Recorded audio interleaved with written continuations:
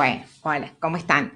Bueno, como quedamos en la clase anterior, habíamos visto entonces que la conducta no aparece como un efecto casual de lo que nos acontece o frente a la pandemia o frente a un chico que se porta mal o frente a la posibilidad de ir a un examen. ¿Cómo se constituye esta conducta y cómo el organismo intenta reducir tensiones y realizar sus posibilidades?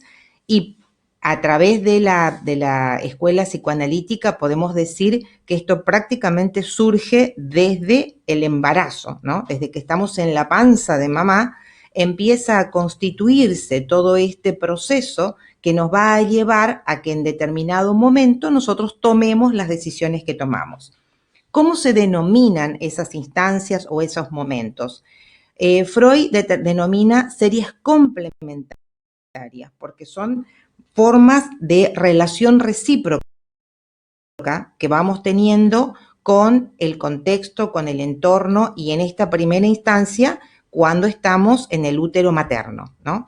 Cuando transitamos ese proceso de embarazo, que nosotros vamos a conocer, porque él lo determina así, como 3 grandes series, a estos primeros factores vamos a conocer como lo que se conoce como factores congénitos y hereditarios, que son todas las cuestiones de herencia que recibimos de nuestros progenitores o de nuestro árbol genealógico, color de pelo, estatura, tamaño, y todas las experiencias que nuestra madre ha transitado durante ese proceso. Esas experiencias y esos factores van a establecer y van a condicionar lo que va a pasar por sobre todas las cosas en lo que vamos a conocer como nuestras experiencias infantiles. Aproximadamente vamos a tomar en todo este proceso de embarazo, nacimiento y hasta el ingreso a la escolaridad en esta instancia cuando hablamos de experiencias infantiles. Y quiero que adviertan que factores congénitos y hereditarios tiene una flecha que nos conduce a experiencias infantiles, pero que experiencias infantiles y factores hereditarios nos conducen directamente a otra instancia de nuestra vida, que en este caso vamos a conocer con el nombre de disposición, que ya lo vamos a ver más adelante, lo vamos a conocer con la idea de personalidad. Los factores congénitos y hereditarios y estas experiencias infantiles van a contribuir a que nosotros tengamos una estructura de personalidad determinada. Y como vimos en la clase anterior, frente a un factor actual o desencadenante, una situación de pandemia, por ejemplo, algo que acontece, nosotros tenemos una conducta o tenemos un efecto. Acá es importante que ustedes vean cómo las flechitas ya no van directamente hacia la continuación de esta serie, sino que ya interactúa.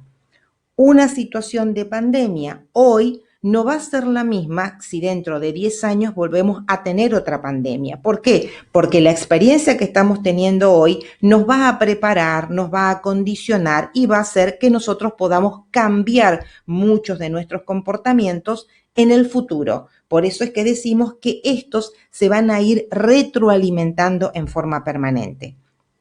Por lo tanto, cuando estamos en la panza de mamá, vemos que hay una transmisión a través del cordón umbilical de todo lo que tiene que ver con la alimentación.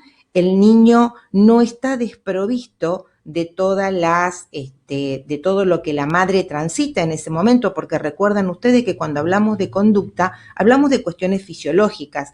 Obviamente que si mamá está tranquila, la producción de serotonina va a ser mayor, ¿no? Que si está estresada, que va a tener mayor cantidad de o adrenalina o de fisiológicamente hablando, ¿no? Va a tener otro tipo de respuestas. En general, las mamás tenemos todo tipo de respuestas cuando estamos embarazadas porque pasamos por diferentes situaciones.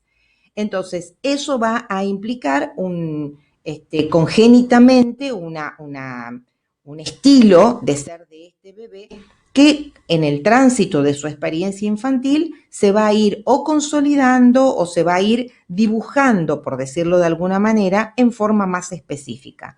Por lo tanto, cuando nosotros nacemos, ya existen experiencias que son situaciones que son hereditarias, color de pelo, las mamás solemos decir, tiene los mismos ojos del hermano, del papá, del abuelo, ¿no? Hay cuestiones de herencia y en esto también hay condiciones de posibilidad de desarrollar, por ejemplo, o algún estado de salud o de enfermedad que puede propiciar todo este proceso hereditario y que nos va a llevar, por otra parte, a lo que nosotros conocemos como fase oral. Freud va a plantear que existen fases o etapas por las que transitamos todos nosotros, que en este caso surgen desde nuestro nacimiento hasta nuestro desarrollo sexual que se da en la genitalidad. En el caso particular de las series complementarias, nosotros vamos a hablar de aquellas que tienen que ver fundamentalmente con las experiencias infantiles. Por lo tanto, vamos a hablar de, en primer lugar, ¿qué es la libido? La libido o libido es una energía dinámica, ¿no?, que tiene una cuestión o una relación más bien psíquica de cómo nos relacionamos con nuestro entorno. Cuando todos nosotros nacemos, la oralidad, todo lo que tenga que ver con la boca y las adyacencias, va a ser lo que va a tener mayor cantidad de despliegue. ¿Por qué razón? Porque necesitamos alimentarnos, porque necesitamos establecer vínculos con esta persona que va a ser la primera persona que nos va a establecer este contacto con este mundo nuevo que estamos descubriendo. En la fase oral, básicamente lo que vamos a ver es que tendríamos dos momentos. Un momento que es la fase oral propiamente dicha, que se produce con el conocimiento del poder desarrollar este reflejo de succión que tenemos, y una fase canibalística se denomina así porque a partir de los 6 meses aproximadamente empiezan a salir los dientes, entonces los bebés tienden a morder, tienden a establecer una relación con el entorno usando otras de los desarrollos que aparecen, como en este caso va a ser la dentición. Por eso esta fase oral es una fase muy importante porque es su primer contacto con el mundo, es su primera fase, que es la fase de la alimentación, y su desarrollo va a quedar establecido o va a quedar fundado, por así decirlo, desde este momento en adelante, ¿no? Cada experiencia que hayamos tenido, de algún modo, va a tener condiciones para nuestra personalidad o nuestra conducta posterior. Cuando nosotros más o menos aprendemos todo lo que tenga que ver con la alimentación, y no solamente a través de la lactancia materna, sino que ya con la aparición de los dientes y el hecho de poder comer, otra energía va a estar puesta en la necesidad de los niños y de las familias, que en este caso va a tener que ver con el control de esfínter. A esa fase la denominamos la fase anal, ¿sí? En la fase anal tenemos dos momentos importantes. Una fase que se denomina expulsiva, que es cuando el bebé puede expulsar sus heces y sin tener, digamos, con ello mucho conflicto, y una fase retentiva donde el bebé empieza, o el niño a partir de los 2 años, empieza a controlar la posibilidad de tener el deseo de poder controlarlo y poder pedir cuándo quiere ir al baño, que es el momento donde los niños generalmente entre los 2 y 4 años decimos que dejan los pañales. En ese proceso de dejar los pañales, el bebé lo que hace es aprende a controlar esfínter, aprende a dejar los pañales, y con eso se produce un gran momento que tiene que ver con la retención de las heces, para que de esta manera pueda poder liberarlas cuando el sujeto esté en condiciones de hacerlo, ¿sí? Eso el niño lo aprende aproximadamente entre los 2 y los 4 años. Una vez que el niño puede, de alguna manera, retener las heces y puede dar cuenta y puede dejar los pañales, su energía, su libido, porque al no tener pañales, ¿dónde va a centrar la atención? En su descubrimiento personal. Ahí van a empezar a aparecer esta idea de qué tiene la nena y qué tiene el varón. Empieza descubrir de saber qué es lo que cada uno tiene, qué es lo que cada uno y qué es lo que nos diferencia del otro. Empezamos a darnos cuenta, en este caso, qué tendría la mujer y qué tendría el varón. Esto aparece por una de las razones más importantes, que es al sacarnos el pañal, el acceso a conocer nuestra genitalidad es mayor. Por lo tanto, una vez que ingresamos a la escolaridad, todas estas fases, oral, anal, fálica, quedan en lo que nosotros conocemos como estado de latencia. Quedan latentes, ¿por qué? Y porque tenemos que dar paso a este gran proceso que es aprender las convenciones que nos da la escolaridad. Entonces va a aparecer la etapa de la latencia. Pero en este caso nosotros nos vamos a centrar solamente como experiencia infantil en la fase oral, anal y fálica. Esas fases van a condicionar lo que nosotros vamos a conocer como la disposición, que es el desarrollo del humano, de este bebé a este niño, a este joven y, digamos, a este adulto y ya a lo que se podría denominar la tercera edad.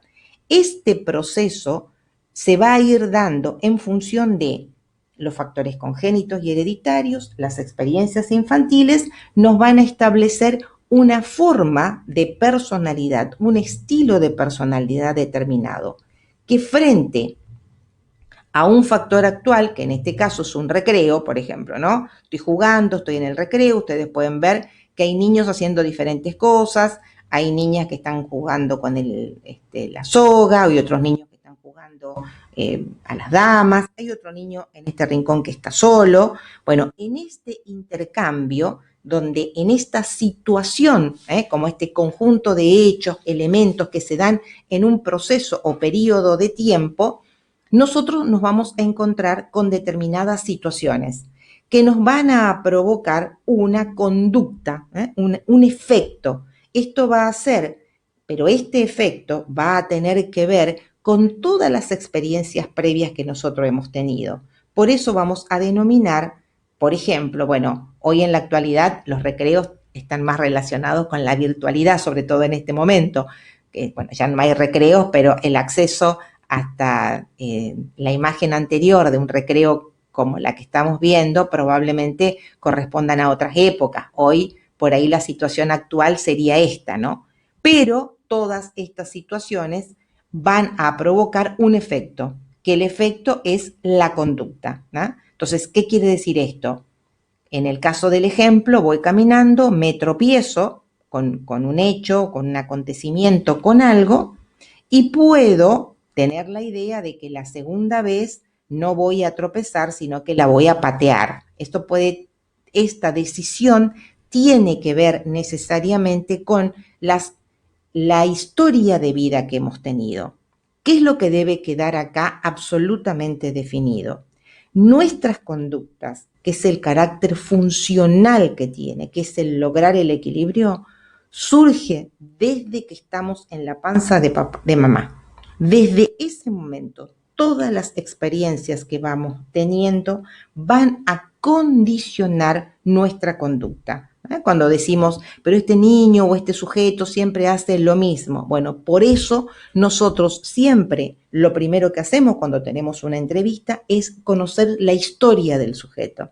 Por eso generalmente le preguntamos si tomó la mamadera, si mamó, si controló esfínteres, a qué edad. Son todos los aprendizajes que fue teniendo y que son de vital importancia a la hora de comprender por qué le está pasando lo que le está pasando, en este caso en función al aprendizaje. Por lo tanto, lo que debe quedar claro acá es que nuestras conductas no son frutos de la casualidad. Hay una serie de causalidades, de condiciones que se dan desde el embarazo hasta las experiencias infantiles que nos condicionaron de determinada manera. Por eso hablamos de causalidad recíproca. Recíprocamente tratamos de encontrar una alternativa.